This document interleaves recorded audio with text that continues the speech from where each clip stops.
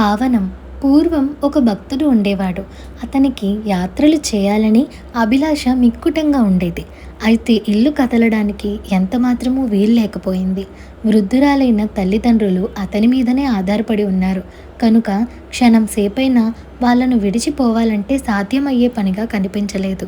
ఈ స్థితి భక్తుడి మనస్సుకు చాలా కష్టం కలిగించింది.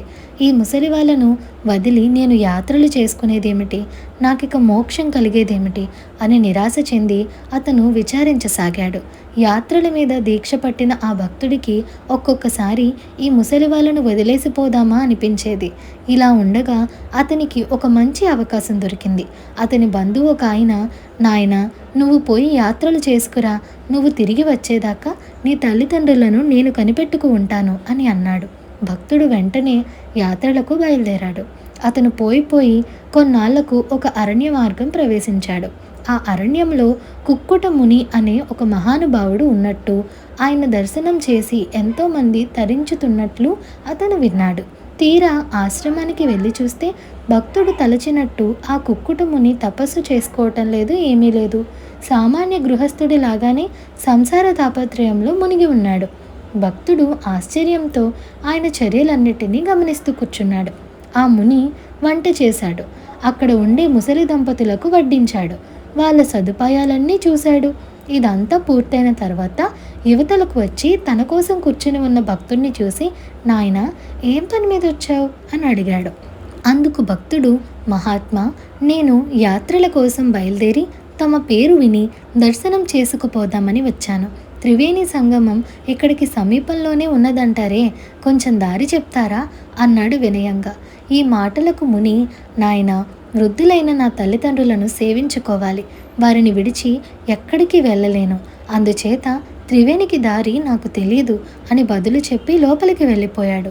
తనకు తరుణోపాయం చూపిస్తాడని అనుకున్న ఆ ముని దగ్గరలోనే ఉన్న త్రివేణి నదికి కూడా ఎక్కడ దారు తెలియదు అని చెప్పడం భక్తుడికి ఆయన మీద ఉన్న గౌరవం కాస్త పోయేలా చేసింది. ఈ మునిని గురించి చెప్పుకునే గొప్ప ఏమిటో బోధపడటం లేదే అనుకొని ఆలోచిస్తూ అక్కడే నిలబడ్డాడు. అంతలో 3 స్త్రీలు వచ్చి ఆశ్రమంలోకి ప్రవేశించారు. వాళ్ళ 3 రూపాలు చూడడానికి రోతగా కనిపించినాయి. వాళ్ళు రావడంతో భక్తునికి జిజ్ఞాస మరీ ఎక్కువై అక్కడనే వేచి ఉన్నాడు. మరి కొంచెం సేపటికల్లా 3 అప్సరసల్లాంటి రూపాలతో ఆశ్రమం లోపల నుంచి యువతలకు వచ్చారు. భక్తుడి ఆశ్చర్యానికి మేరలేకపోయింది. ఆ అపురూప సౌందర్యవతుల కేసి చూస్తూ, అమ్మా, మీరెవరు, మీకిక్కడేం పని అని ఆత్రంగా ప్రశ్నించాడా భక్తుడు. అప్పుడు ఆ సుందరీమణులు ఇలా చెప్పారు, నాయన, మేము 3 అక్కా చెల్లెళ్ళం. ఈ లోకంలో మమ్మల్ని గంగా, యమున, సరస్వతి అని పిలుస్తారు. ప్రయాగ వద్ద మేము 3 కలిసి నదుల రూపంలో ప్రవహిస్తూ ఉంటాం. పాపాలు పోగొట్టుకోవాలనే తాపత్రయంతో దేశ దేశాల నుంచి జనం వచ్చి మాలో స్నానం చేస్తారు. కన్న తల్లిదండ్రులను ఉపేక్ష చేసేవాళ్ళు, మరి అనేక మహాపాతకాలు చేసేవాళ్ళు వచ్చి మునగటంతో వాళ్ళ పాపాలు మాకు సోకి అసహ్యకరమైన రూపాలు వస్తూ ఉంటాయి. అలాంటి స్థితిలో ఉన్న మేమే నువ్వు మొదట చూసిన వికార స్వరూపులం. అలాగా అని ఆశ్చర్యపడ్డాడు భక్తుడు.